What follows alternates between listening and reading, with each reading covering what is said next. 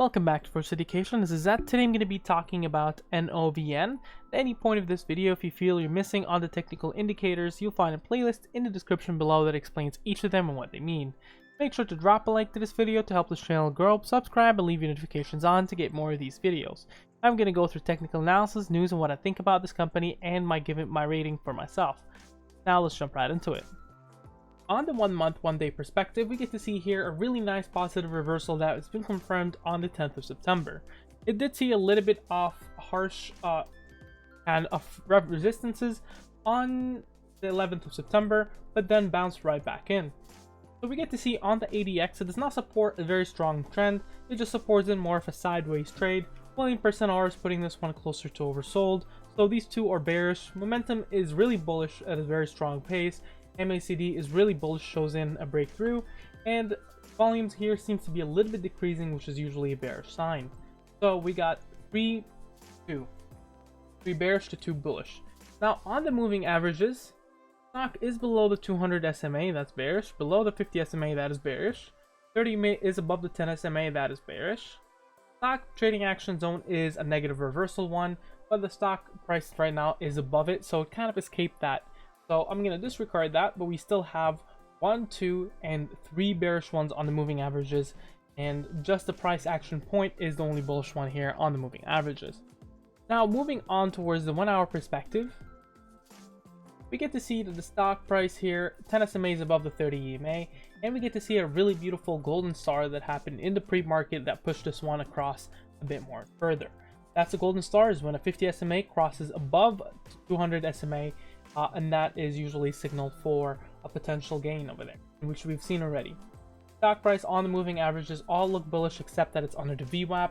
ADX shows in a possibility of a trend forming at 21. Stock price is oversold though, and momentum seems a little bit choppy on the 1 hour perspective, and the MACD looks like it might be tempting a negative reversal. So on the 1 hour perspective, we get to see a bit of more bearish indicators and bullish moving averages. On the 1 day perspective, we get to see a bearish moving averages and a balanced indicators. Now the last thing here is a 1 week perspective. Just to look at the MACD, you get to see that it is testing a negative reversal but might actually get declined, so that might be a positive sign to get to see here. On the moving average band, it's expected to trade between, on the bottom band, between 43 cents and 47, and on the top band between 47 cents and 52. It's currently above that, so the expectation is that it would probably draw back, but the moving averages has been hurt by a negative trend, so that might not be very significant there.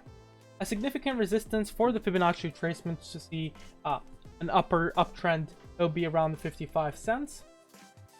Now significant supports and resistances, as we get to see them, currently sitting at the 51 cent as significant support, and then right above that we're looking at the 52 cent as significant support, and then right above that we're looking at the 53 cent as significant support.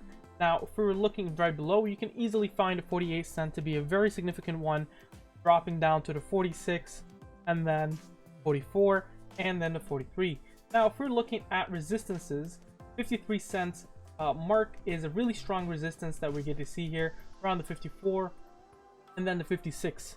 So if we were to break around the 56, going on to 58, and then right above there we're looking at the 59.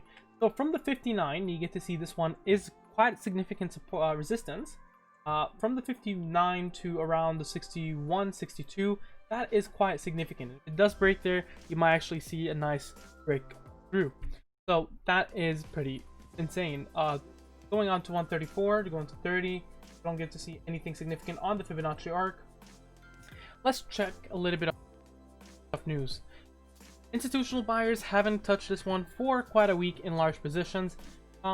Going on towards to the updates, the lead product candidate CB206 currently being evaluated in a B-Simple 4 pivotal phase 3 study in molluscum contagiosum with top-line data targeted for Q2 2021.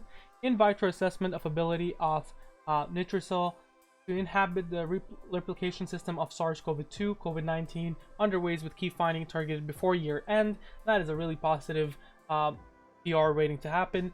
Exploratory work to evaluate the nitricil for antimicrobial indication in companion animal health initiated, ongoing review of existing programs, and opportunities to expand priority development pipelines.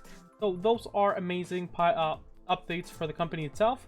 There is different programs highlighted and different company highlights. One thing I need to highlight here is that they have until November 2nd, so for 10 consecutive days, for them to have to reach compliance. So that leaves in quite a bit of time to get on there. But sometime, at least in the end of October, if they don't reach above $1 for 10 consecutive days, then it is very easy for them to lose compliance. Or sorry, they already lost compliance, but not to gain compliance.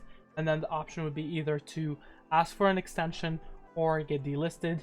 Most likely what a lot of companies do is ask for an extension and then run a vote for a reverse split, and then once that comes in, then you get a reverse split. But rarely ever do I see companies going to OTC.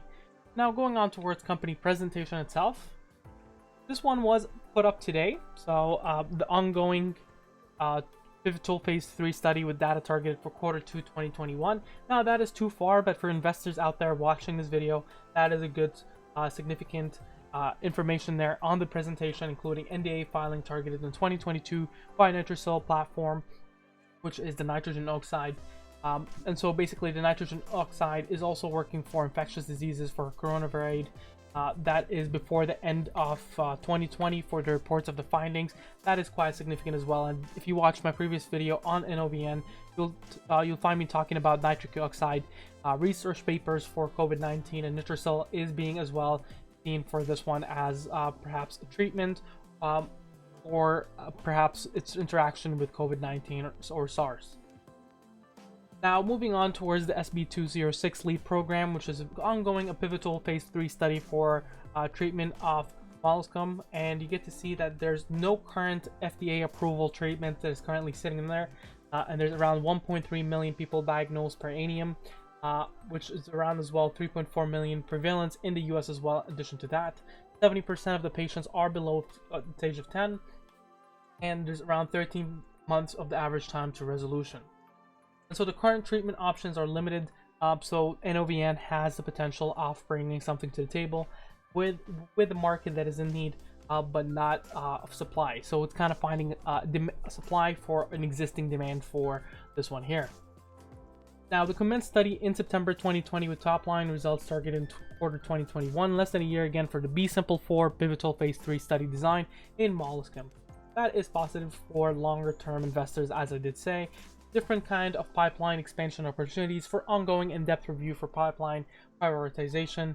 As we get to see here, I'm not going to go through exactly through it, but there goes everything from HPV to genital warts to different other ones as well, such as pinia pedis and the rest of other complicated terms that I probably would twist my tongue just saying them.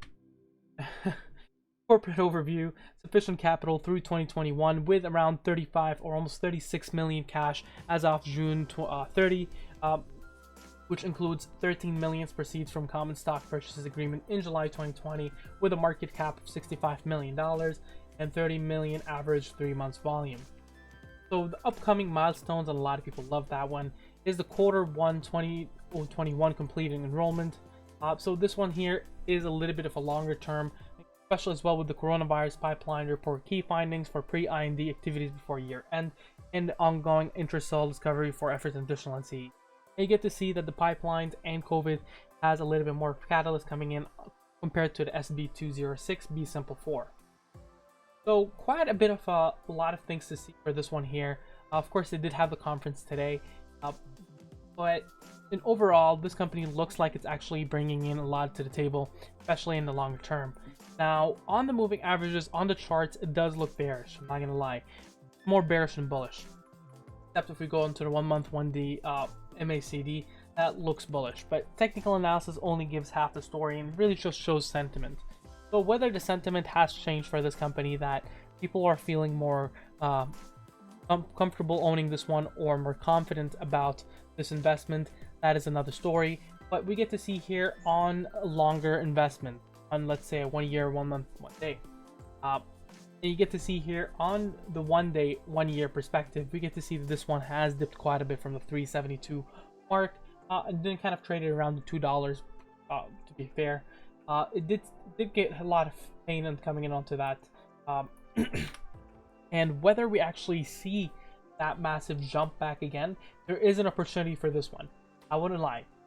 It has seen massive jumps where it went from 50 cents all the way to $1.35, and it has that potential, and it does cause these spikes. But in the long term, this company is amazing from what it looks on paper. On the moving average and technical analysis, it shows in that it is possible for a negative reversal and a bearish move to come in. So for that, I wouldn't give it a buy, even though on paper, on the presentation, everything they have looks amazing with a potential pipeline. I'll give it a consider holding / speculative hold just for the short term. And the reasons why I'm giving that is the moving averages, technical analysis do look bearish. The second part of this is that there is a possibility of a reverse split coming, but I'm not giving it sell because on paper this company really has a lot of potential, and the longer term investment might be solid for this one, but it might hurt along on the way. What do you think about this ticker? Make sure you mention down in the comments below. Share, subscribe, and like. You have a wonderful day.